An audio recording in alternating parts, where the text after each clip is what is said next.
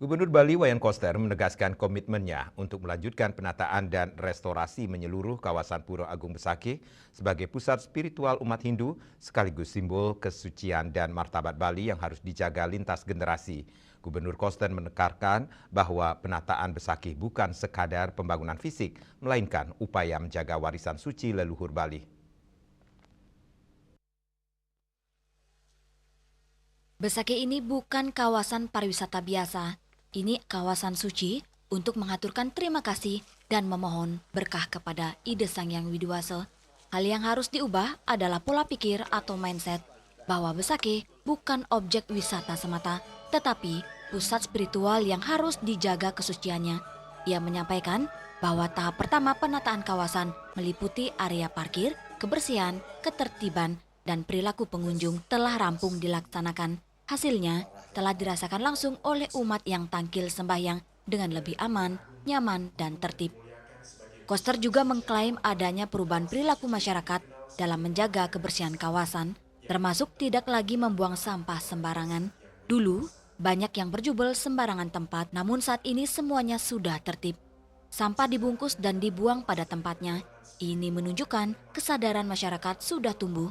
Pada tahap kedua, pemerintah akan melanjutkan restorasi kawasan perayangan, khususnya 26 pelinggih yang mengalami kerusakan, lapuk, hingga berjamur. Koster menilai kondisi tersebut tidak pantas bagi pura terbesar umat Hindu di Bali. Sebagai tempat suci, pelinggih di Pura Agung Besakih tak sepantasnya lapuk, reot, dan jamuran. Semua akan direstorasi total.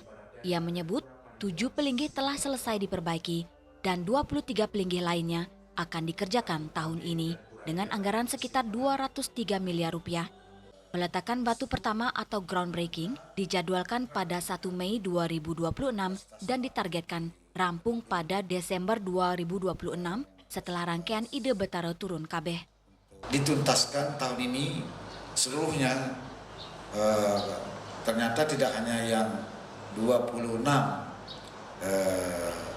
linggih atau tempat suci Pura Agung Besakih ini yang kita restorasi. Ini restorasi, kalau perayangan restorasi Pak Kadis, hati-hati pakai kalimat restorasi.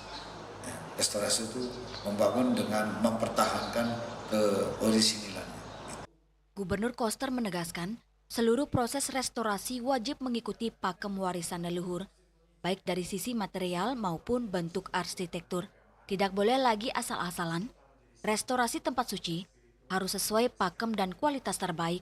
Selain penataan kawasan inti, tahap berikutnya akan difokuskan pada pembangunan infrastruktur jalan menuju Besakih dari berbagai wilayah di Bali guna mengurai kemacetan saat upacara besar.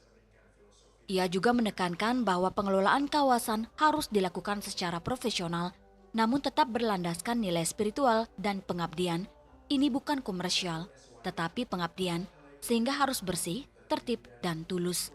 Koster turut menyebut bahwa Badan Pengelola Kawasan Besakih kini sudah mampu membiayai operasional secara mandiri dari hasil pengelolaan kawasan tanpa ketergantungan penuh pada APBD. Menurutnya, keberhasilan penataan Besakih akan menjadi model pengelolaan kawasan suci lainnya di Bali, termasuk Pura Ulun Danubatur di masa mendatang.